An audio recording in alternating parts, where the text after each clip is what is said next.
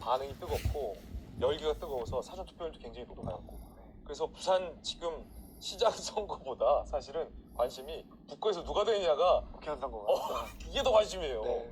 양당도 초유의 관심 아닙니까 이게? 그렇죠. 네. 지금 뭐 사전 투표율도 전국 평균보다 높았고 재보궐 평균보다 높았고 맞아요. 사실은 이제 지방선거랑 같이 치러지기 때문에 지방선거 사전 투표율이랑 비교해도 되거든요. 네. 같이 투표하니까. 그렇죠. 근데 부산시 지방선거 사전 투표율보다도 아까 몇이었죠? 4% 포인트인가? 그 정도 높았어요. 차이 나게 높았거든요. 높았어요. 그러면은 꽤 높은 거라고 볼 수 있을 것 같습니다. 굉장히 높은 거죠. 그러니까 지금 뭐 우리가 지금 뭐 방송에서 여러 번 한동훈 후보와 하정우 후보, 뭐 박민식 후보까지 네.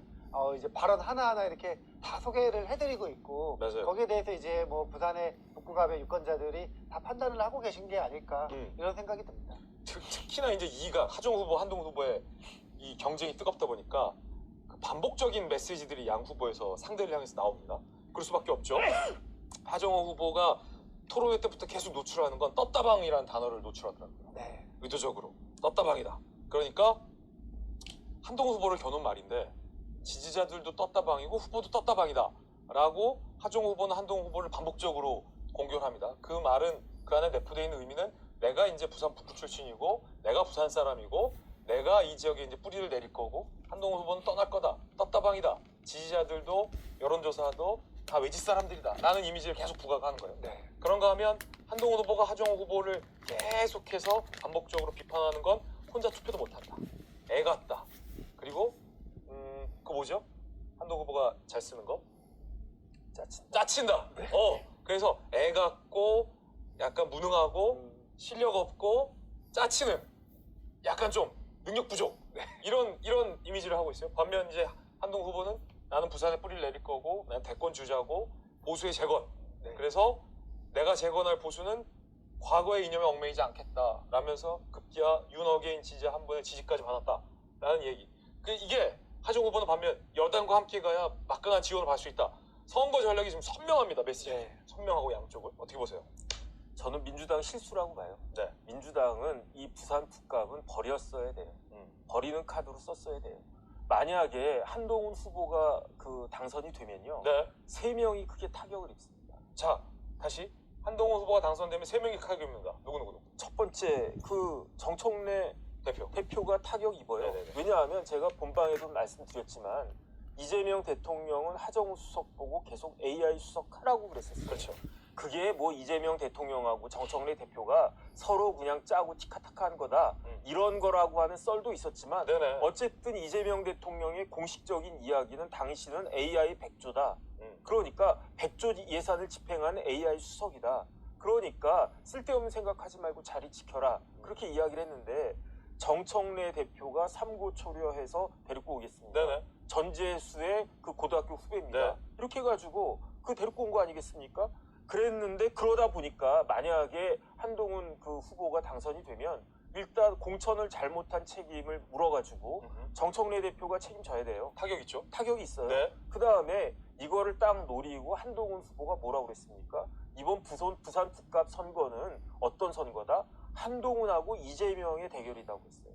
그게 이재명 대통령 뭐 웃기고 있네 이렇게 생각하실 수도 있겠지만 하지만은 그래도 그렇죠. 하정우한테는 뭐가 쓰여져 있습니까? 이재명의 사람이라고 하는 그게 쓰여져 있단 말이에요. 네네. 하정우 어떤 사람입니까? 이재명 대통령이 위인설관한 사람이에요. 네. 만약에 하정우가 뭐 검사 출신이다 해가지고 민정수석 같다 그러면 뭐 이재명 대통령이 어떤 똘똘한 애를 똘똘한 사람을 똘똘한 친구를 민정수석 시켰구나 이렇게 볼 수가 있겠는데 우리나라 역사상 AI 수석은 지금까지 하정우밖에 없었고 지금도 없어요. 네. 지금 공석이니까.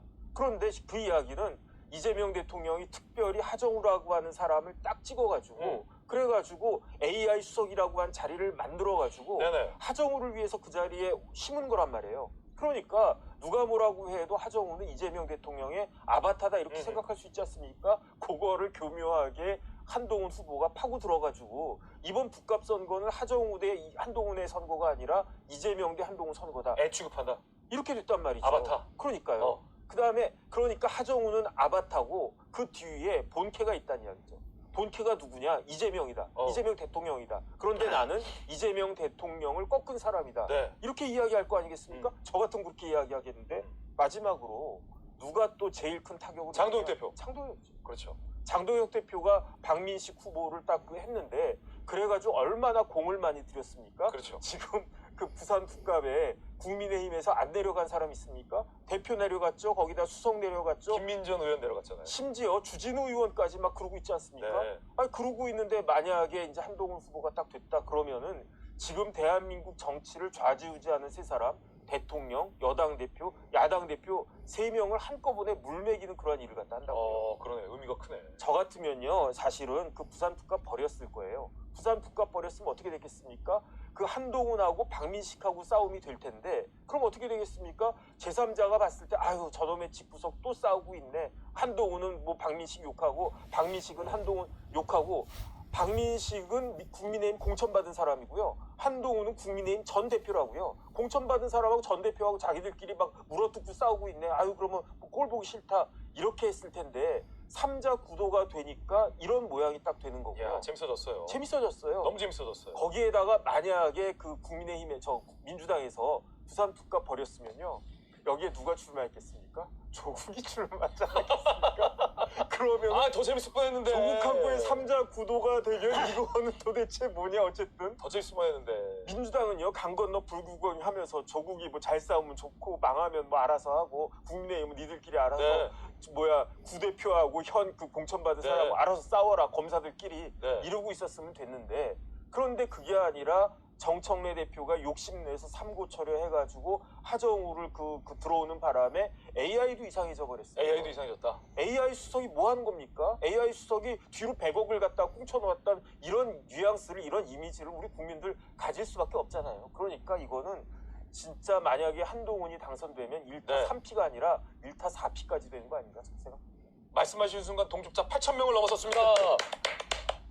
민주당은 이번 선거에서 누가 싸우고 있냐면 정청래 대표는 한동훈과 싸우고 있고 조국과 싸우고 있고 김관영 지사와 싸우고 있습니다. 쉽지 않네요. 그렇죠? 한동훈과 싸우고 있고 조국과 싸우고 있고 무소속 김관영 지사와 싸우고 있다. 자당에. 네. 맞죠? 아니요. 근데 지금 한동훈 후보는 뭐 박민식 후보와 이제 사실은 보수 내에서 큰 싸움을 하고 있는 것이죠. 그냥 민주당과는 어쨌든 그냥 뭐 대치 국면에 조금 있는 것이고. 하정 후보랑 어쨌든 치열하게 싸우고 있으니까. 네. 민주당의 하정 후보. 네. 아, 글쎄요. 저는 근데 한동훈 후보가 약간 좀 토큰 정치 보여줬으면 좋겠어요. 어쨌든 지금 뭐 누가 뭐라고 해도 지금 뭐 야당이 야권의 대선 후보 아닙니까? 대선 후보다. 근데 지금 부산 대선 주자급이죠. 그렇죠. 대선 주자급이죠. 근데 지금 부산 북갑에서 이번에 되면 한동훈 후보 대선 주자의 탄력도 받겠네요. 가도에. 그렇죠. 한동훈 후보는 만약에 이제 원내에 진입한다고 하면은 바로 그 앞에 장동혁 지도부가 진짜 온 힘을 다해가지고 한동훈 후보 막았잖아요. 야, 그거 어떡하나? 이제 그러니까 큰, 장동혁 대표랑 난리 날 텐데. 큰 싸움이 전당대회 벌어지는 때. 거죠. 그러게요. 그때 대구 이야기 나왔을 때도 대구랑 무슨 뭐 호동연대 이야기 나왔을 때도 대구 모독에 무슨 뭐 보고를 안 내니 많이 뭐 이런 이야기들도 있었고 어쨌든 온 힘을 다해서 국민의힘 지도부 뭐 예를 들면은 나경원 의원이나 이런 분들 박민식 후보 개소식에 간 분들은 다 같이 친다고 치면은 한 몇십 대 1로 싸웠는데 한동훈 후보가 박민식 후보도 꺾고 민주당 후보도 꺾고 원내에 진출하게 된다면은 사실은 지금 보수 내에 진짜 완전 큰 정계 개편이 일어나는 예. 거죠. 그리고 뭐 국민의힘 같은 경우에는 전당대 순순으로 갈 수밖에 없고 그렇죠. 전당대에 가면은 바로 한동훈 대표가 복당하기는 어렵겠지만 전당대회에서 아니면 뭐 그 비대위에서 비대위 체제를 뭐 관리형으로 갈 것이냐 혁신으로 갈 것이냐 그러면서 한동훈 대표가 컴백할 수 있는 이 공간을 또 마련을 해줘야 되기 때문에 거기서도 그렇죠. 또 한 번 큰 싸움이 벌어질 것이고 아무튼 뭐 지금 한동훈 대표의 뭐 생사 여부 굉장히 지금 보수 진영에는 중요한 변곡점인 것 같은데 원내에 만약에 진입하면 복당은 복당 안 해줄 수가 없을 것 같아요. 그죠?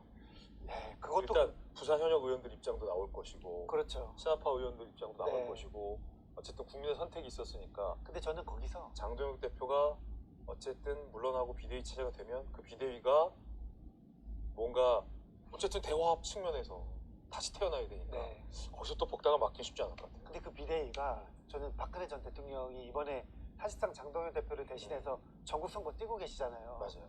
지분이 있습니다. 전당대회 지분이 있는 것 같아요. 그러니까 지금 장동혁 지도부가 사실은 어떻게 보면은 박근혜 대통령의 이런 등판이나 이런 게 본인한테는 약간 위협이 될 수도 있고 약간은 복잡한 미묘한데 어쨌든 박근혜 대통령이랑 손잡는 비슷한 느낌이 저는 들거든요. 그렇게 된다고 할 때 박근혜 전 대통령이 한동훈 후보가 아니라 친한계들 아니라 뭐 이쪽 장동혁계랑 손잡게 되면은 한동훈 후보는 또 어려워질 수도 있고 저는 그것 때문에 지금 친한계에 가까우신 이러한 분들이 박근혜 대통령 등판에 대해서 약간 비판적이시더라고요. 그것도 다 그 지방선거 이후에 뭐 권력 구도와 좀 연계돼가지고 뭐 그림이 그려지는 것이 아닌가 네. 그런 생각도 듭니다. 어쨌든 굉장히 중요한 의미가 갈린 이번 선거다. 정치영 대표 얘기하셨는데 만약에 무소속 김관영 후보가 전북